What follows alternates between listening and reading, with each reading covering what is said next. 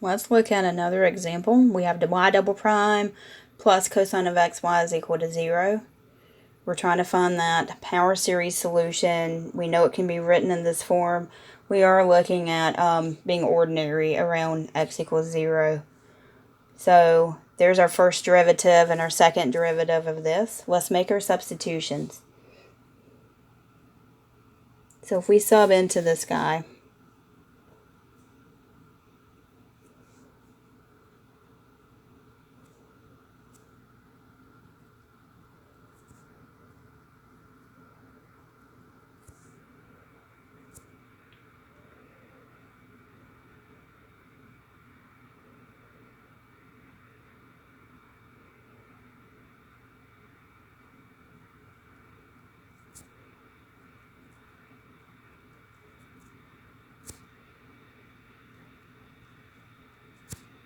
so here's what we have.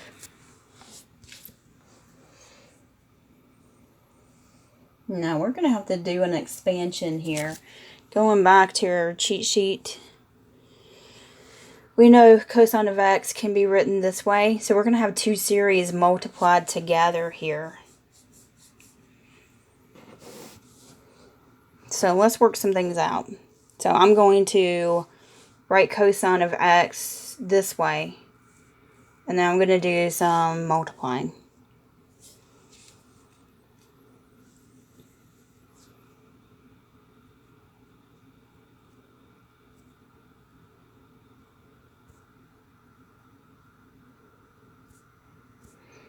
So cosine of x is 1 minus x squared over 2 factorial plus x to the 4th over 4 factorial minus x to the 6th over 6 factorial, and so on. And we're multiplying that by another series. So series don't multiply very nicely together. We usually have to do an expansion to multiply those terms out. So let's do some fancy math.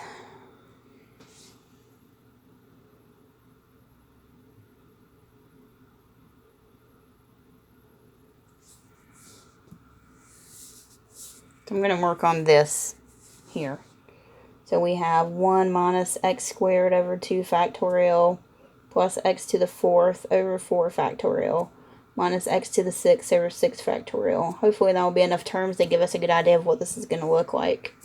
And if we were to write this out, it would be c naught, c1x, c2x squared, c3x cubed, and so on.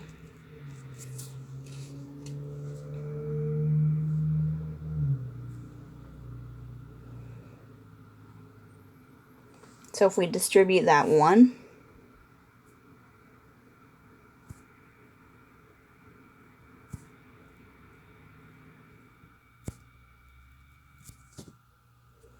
if we distribute that negative x squared,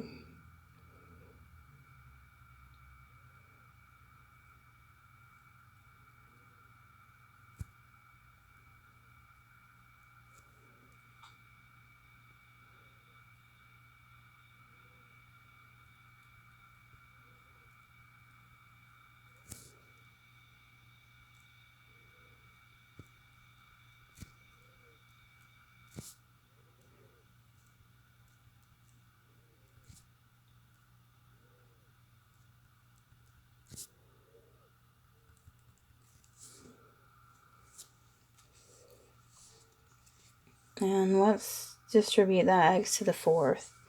So we're going to have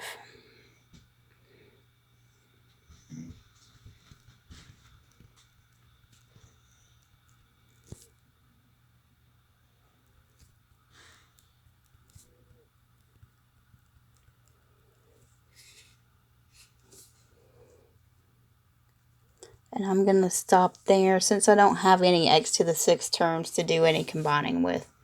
Let's see if that gives us enough to work with. I did line everything up vertically to hope that everything's easy to combine. So we have c2 minus c naught over 2 factorial x squared. we have C3 minus C1 over 2 factorial x cubed. And then we have C0 minus C2 over 2 factorial. C0's over 4 factorial.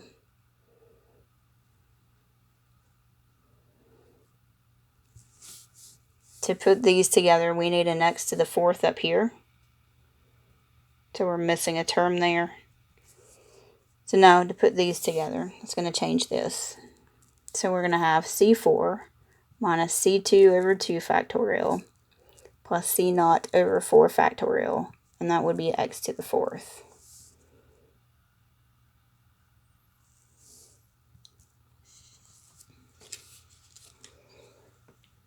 So there's our combining.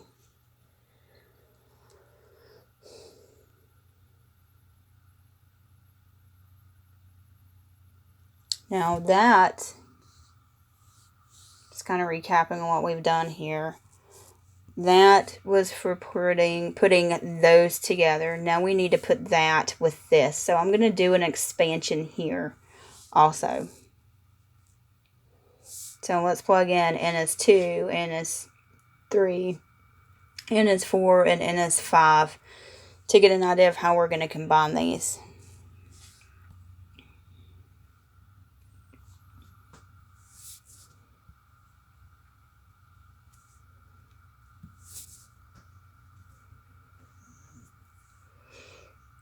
So if we plug n is 2 into that first series, we would have C2 times 2 times 1 x to the 0. Remember where this guy's going in.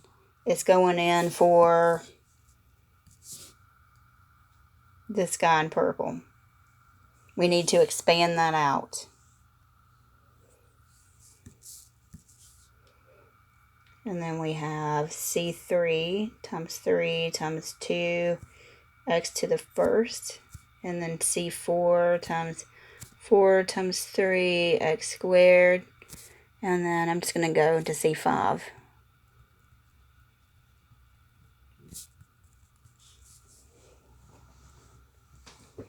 So there's that first piece. So I just kind of recapping again. This guy came from this purple series here.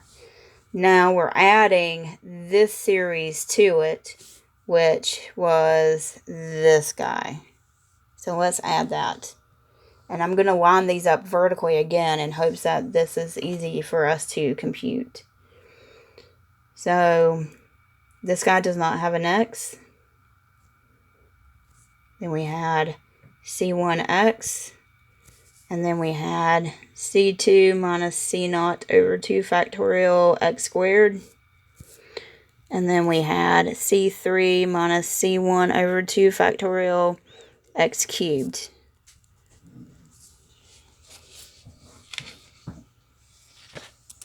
So if we add these lines together, we have 2C2 plus C sub 0, C0. For the x's, we have 3 times 2C3 plus C1 x. For the x squareds, we have 4 times 3 C4 plus C2 minus C0 over 2 factorial x squared. And then for the cubes, we have 5 times 4 C5 plus C3 minus C1 over 2 factorial x cubed. And then plus other stuff.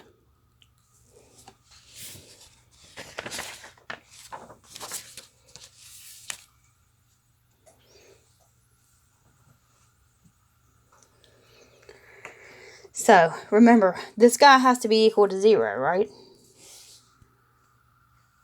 So the only way that can be 0 is if each of these coefficients are 0. So that means this guy has to be equal to 0. This guy has to be equal to 0. This has to be equal to 0.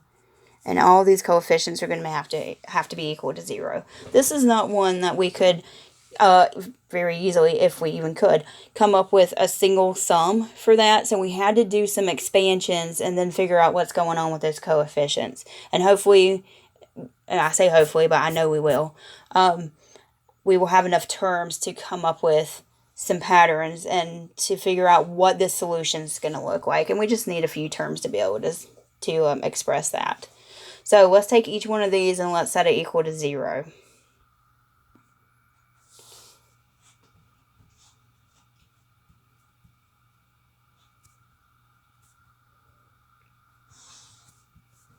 So then 2c2 plus c naught has to be equal to 0. And that tells us what c2 has to be. c2 has to be negative c naught over 2. Looking at the second one, we have 6c3 plus c1 has to be equal to 0. So c3 has to equal negative c1 over 6. Let's look at this next one. We have 12c4 plus c2 minus c naught over 2 has to be equal to 0. Our goal is to solve this for c4.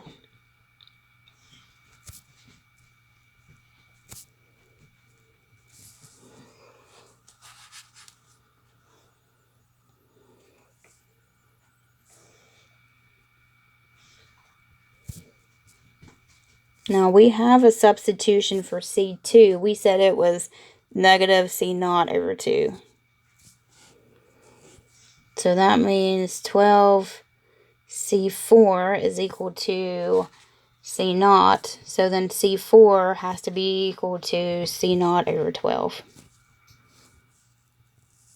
And then if we look at this last one up here, we have 20c5 plus c3 minus c1 over 2 factorial, which is 2. That has to be equal to 0. Solve for c5. So that's going to be c1 over 2 minus c3. But we have a substitution for c3. We said it was negative c1 over 6.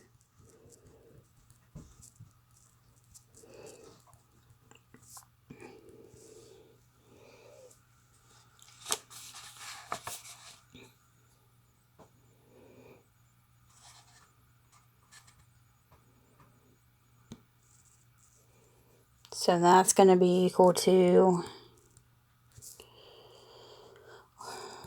1/2 plus 1/6 is 4 over 6, which is 2 over 3. And then if we divide by 20,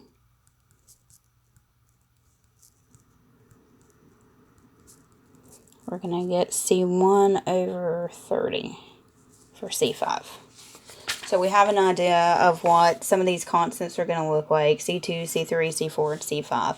That's going to go into our solution. So we're going to make another substitution. Remember, we said everything could be written this way.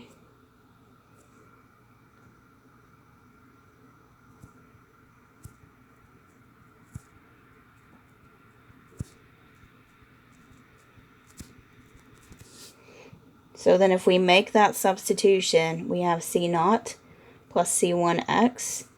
Now let's sub in for c2. We said c2 was negative c naught over 2 x squared. Sub in for c3. c3 was negative c1 over 6. Sub in for c4. So we have c naught over 12. And then if we sub in for c5, we have c1 over 30. So now we want a group.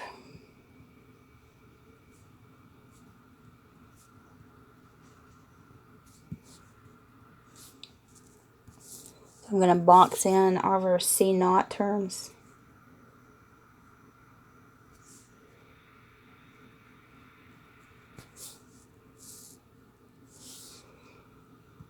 So y1, if we factor that c naught out, it will be 1 minus x squared over 2 plus x to the 4th over 12, and then that pattern.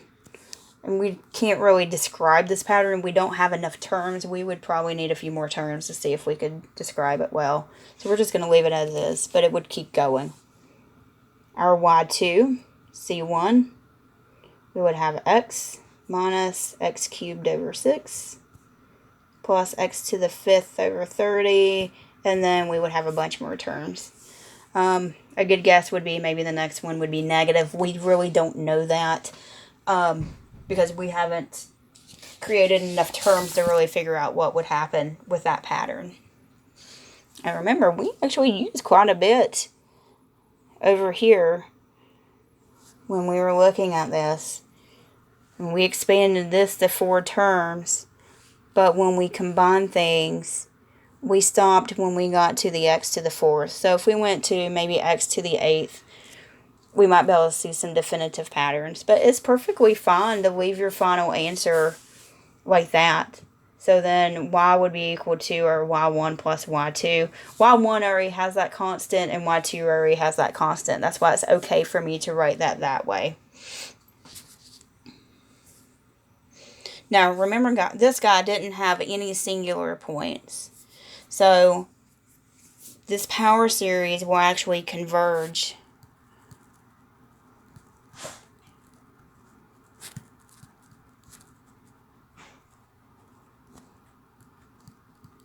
It actually has an infinite radius of convergence in this particular case. So, good times.